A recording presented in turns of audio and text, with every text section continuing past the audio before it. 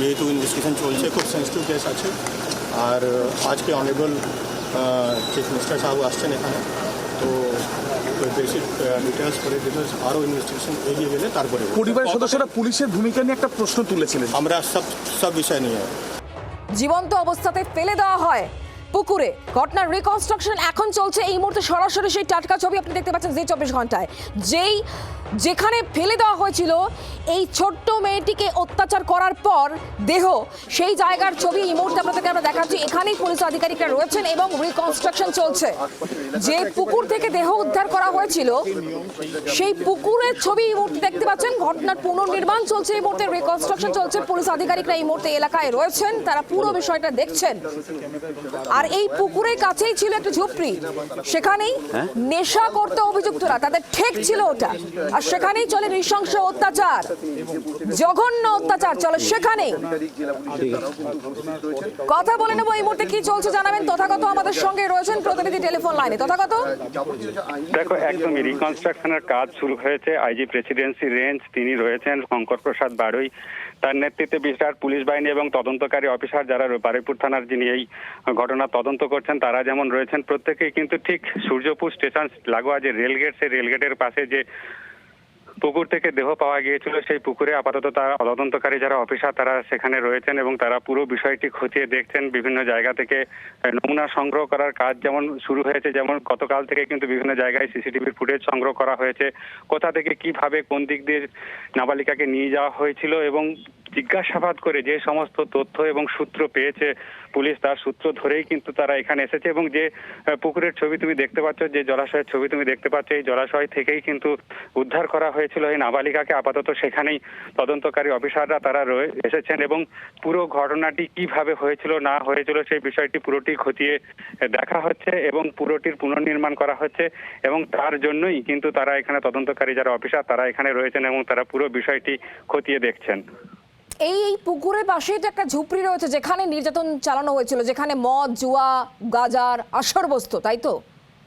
দেখো একদম এরকম একটা অভিযোগ উঠেছিল এবং আজকেও কিন্তু এবং মুখ্যমন্ত্রীর কাছেও তারা লিখিতভাবে জানিয়েছেন এবং বিভিন্নভাবে বলেছেন যে এই যে এলাকা, সেই এলাকায় রেল লাইনের পাশে যেহেতু বেশ খানিকটা জনবহুল থেকে দূরে, জনবসতি থেকে দূরে এলাকা, সেখানে কিন্তু ঝুপড়ি করে নানান ধরনের অসামাজিক কাজকর্ম হতো এবং নেশা হতো এবং সেখানে সেই নেশাগ্রস্তদের দাপট এখানে বাড়ছিল এই এলাকায়। এবং এই পুকুর পরিদর্শন করলেন ডিজি সিদ্ধিনাথ গুপ্তা, তিনি রয়েছেন এবং পুলিশ বাহিনী আবার কিন্তু তারা সূর্যপুর যে রেলগেট, সেই রেলগেটের দিকে যেতে শুরু করেছেন। অর্থাৎ যে পুকুর থেকে দেহ উদ্ধার হয়েছিল সেই পুকুর ডিজি নিজে তিনি পরিদর্শন করলেন। সেই পরিদর্শনের পর আবার তারা সূর্যপুর রেলগেট, সেই রেলগেটের দিকে যাত্রা শুরু করেছেন এবং এইভাবে প্রত্যেকটি জায়গায় মুখ্যমন্ত্রী নিজে আসছেন এবং সেখানে ডিজি নিজে উপস্থিত থাকবেন। তার আগে কিন্তু ডিজি প্রত্যেকটি জায়গায় নিজে তিনি ঘুরে দেখতেন এবং সরেজমিনে খতিয়ে দেখছেন। মানে শুভেন্দু অধিকারী রাজ্যের মুখ্যমন্ত্রী যখন আসবেন তিনি এই সমস্ত জায়গায় আসবেন, দেখবেন, তাই তো? সেই বিষয়টি সঠিকভাবে জানা যায়নি, কিন্তু মুখ্যমন্ত্রীর কাছে সম্পূর্ণ তথ্য এবং পুরো বিষয়টি তুলে ধরার জন্য রাজ্য পুলিশের যিনি ডিজি রয়েছেন তিনি কিন্তু ঘটনাস্থলে এসেছেন এবং ঘটনাস্থলে এসে পুরো জায়গা খতিয়ে দেখছেন। অর্থাৎ যেখানে ক্রাইম করা হয়েছিল সেই স্থান যেমন তিনি ঘুরে দেখেন, তার পাশাপাশি যেই জলাশয় থেকে নাবালিকার দেহ উদ্ধার হয়েছিল সেই জায়গাটিও তিনি কিন্তু ঘুরে দেখছেন এবং এখানকার যারা তদন্তকারী অফিসার, উচ্চপদস্থ পুলিশ আধিকারিক এবং ঘটনার প্রথম দিন থেকে যিনি নিজের নেতৃত্ব দিয়ে মনিটরিং করেছিলেন আইজি প্রেসিডেন্সি রেঞ্জ শঙ্কর প্রসাদ বাড়ুই, তার নেতৃত্বে তিনিও আছেন এখানে। প্রত্যেকের সঙ্গে কথা বলছেন, এর পাশাপাশি তারা বিভিন্ন জায়গা ঘুরে দেখছেন। অর্থাৎ ক্রাইম সিন যেখানে যেখানে ক্রাইম সিন হয়েছিল এখনো পর্যন্ত জিজ্ঞাসাবাদ করে যে সমস্ত তথ্য উঠে এসেছে সেই সমস্ত তথ্যের ভিত্তিতে বিভিন্ন জায়গায় তারা যাচ্ছেন, তদন্তকারী অফিসারদের সঙ্গে কথা বলছেন। মুখ্যমন্ত্রীর সঙ্গে বৈঠকে বসার আগে পুরো তথ্য এবং পুরো বিষয়টি কিন্তু সরেজমিনে নিজে খতিয়ে দেখছেন রাজ্য পুলিশের ডিজি এবং তিনি সবিস্তারিত তথ্য রাজ্যের মুখ্যমন্ত্রীর হাতে তুলে দেবেন। কিছুক্ষণের মধ্যেই বারুইপুর পুলিশ জেলার পুলিশ সুপারের যে কার্যালয় সেখানে এই বৈঠক হবে এবং সেখানে যাদবপুরের সাংসদ সায়নী ঘোষ তিনি নিজে উপস্থিত থাকবেন, মুখ্যমন্ত্রী থাকবেন এবং কিছুক্ষণ আগেই নির্যাতিতার পরিবার তারা কিন্তু তাদের বাড়ি থেকে পুলিশের গাড়িতে তারা রওনা দিয়েছেন। তারা বৈঠকে বসবেন এবং তারা তাদের যে সমস্ত দাবি সেই সমস্ত দাবি কিন্তু মুখ্যমন্ত্রীর কাছে তুলে ধরবেন। ইতিমধ্যে মুখ্যমন্ত্রী তাদেরকে আশ্বাস দিয়েছেন, একাধিকবার ফোনে কথা বলেছেন এবং এই ঘটনায় ইতিমধ্যেই 3 জন গ্রেপ্তার হয়েছে। বাকি আর যারা জড়িত রয়েছে তাদের প্রত্যেককে গ্রেপ্তার করা হবে এবং কোনো ধরনের কোনো ছাড় দেওয়া হবে না, সর্বোচ্চ শাস্তির ব্যবস্থা করা হবে এমন আশ্বাস মুখ্যমন্ত্রী দিয়েছেন। এবং পুলিশের যে ভূমিকা সেই ভূমিকায় কিন্তু আপাতত সন্তুষ্ট পরিবার। তারা চায় এই ঘটনায় যারা জড়িত বা যুক্ত তাদের প্রত্যেকের শাস্তি হোক এবং প্রত্যেকের বিরুদ্ধে কঠোর ব্যবস্থা নেওয়া হোক।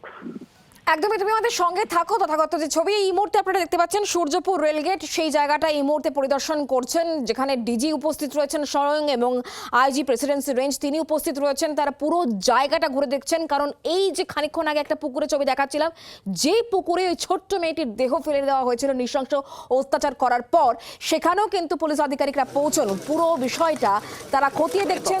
ঘটনার পুনর্নির্মাণও এই মুহূর্তে চলছে। প্রাক্তন পুলিশ কর্তা সত্যজিৎ বন্দ্যোপাধ্যায় এই মুহূর্তে আমার সঙ্গে রয়েছেন টেলিফোনে। সত্যজিৎদা, কি বলবেন বলুন?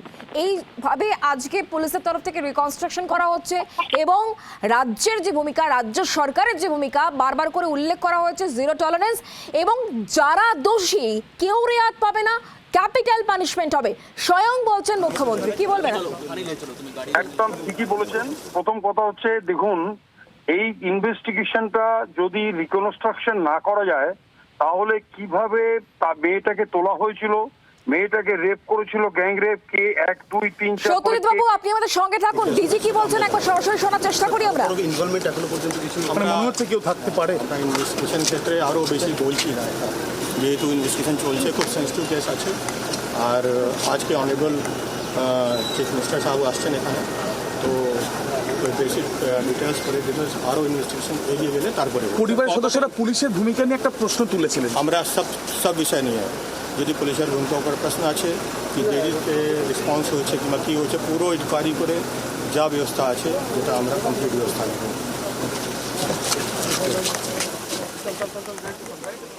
কথা বলে নেব, সত্যজিৎ বাবু আমাদের সঙ্গে রয়েছেন টেলিফোন লাইনে। হ্যাঁ, বলুন আপনি। হ্যাঁ, ব্যাপারটা হচ্ছে, দেখুন, এই যে ক্রাইমটা রিকনস্ট্রাকশন কেন করা হচ্ছে, এই মেয়েটাকে নিয়ে প্রথমে তো কিডন্যাপ করা হলো, নিয়ে যাওয়া হলো, নিয়ে গিয়ে তাকে জোর জবরদস্তি করে তাকে সেক্সুয়াল ইন্টারকোর্সের জন্য করা হলো, 1 2 3 4 করে। কিভাবে কি করলো, তারপর কে প্রথম মারধর শুরু করলো, কেন মারধর শুরু করলো, কোথায় কোথায় মারধর করলো, এবং কে ডিসিশন দিল যে একে বস্তাবন্দি করা হবে, তার যে দম বন্ধ করার চেষ্টা করা হলো, এই প্রত্যেকটা জিনিস। এবং তারপর সেই এই যে পুকুরটাকে যে স্থির, অনেকগুলোই তো ডোবা ছিল, তাহলে এই এতগুলো একটু দূরবর্তী জায়গায় পুকুরটাতে ফেলা হলো কেন, এই প্রত্যেকটা জিনিস কিন্তু রিকনস্ট্রাকশনের মাধ্যমে আসবে এবং আসামিরা প্রত্যেকে আইডেন্টিফাই করে করে বলবে এখানে এই হয়েছিল, এখানে এই হয়েছিল, এবং কোন আসামি তাকে মারধর করতার। কারণ 28টা ইনজুরি আছে মেয়েটার, ওই 11 বছরের বাচ্চা মেয়েটাকে 28টা ইনজুরি আছে তার টোটাল বডিতে, তার শরীরে তার কামড়ানোর, আঁচড়ানোর দাগ এবং যৌনাঙ্গে প্রচুর ক্ষতচিহ্ন আছে। এই প্রত্যেকটা জিনিস, গলায় চাপ আছে, গলায় যে চাপ দেওয়া হয়েছিল মেরে ফেলার জন্য তারও চাপ আছে। এই প্রত্যেকটা জিনিস রিকনস্ট্রাকশনের মাধ্যমে উঠে আসবে। এবং আরেকটা ব্যাপার যেটা দরকার, সেটা হচ্ছে এই রিকনস্ট্রাকশনের মাধ্যমে চেইনটা গঠন করা হয়, যে কি করেছিল পরপর এগুলো ইনভেস্টিগেশনে লাগে। এবং ট্রায়াল যখন হবে, বিচার যখন হবে, এই বিচারের প্রত্যেকটা জিনিসকে বিচারে এগুলো কাউন্টের মধ্যে নিয়ে আসা হয়। আমাকে যদি একটু সময় দেন, আরেকটা 2-1 লাইন বলে দিই শুধু, যে এই যে ধরুন রিকনস্ট্রাকশন করার পরে তারপর আসামিদের যা টিআই প্যারেড আরম্ভ হবে, ট্রায়াল ইন্সপেকশন প্যারেড, অর্থাৎ এই আসামিদেরকে কে দেখেছে, দেখবেন সিসিটিভি থেকে যারা দেখেছে তারা। সেদিকে অবশ্যই আমাদের নজর থাকবে। অনেক ধন্যবাদ। বাংলার আওয়াজ, বাঙালির আবেগ, জি 24 ঘন্টা।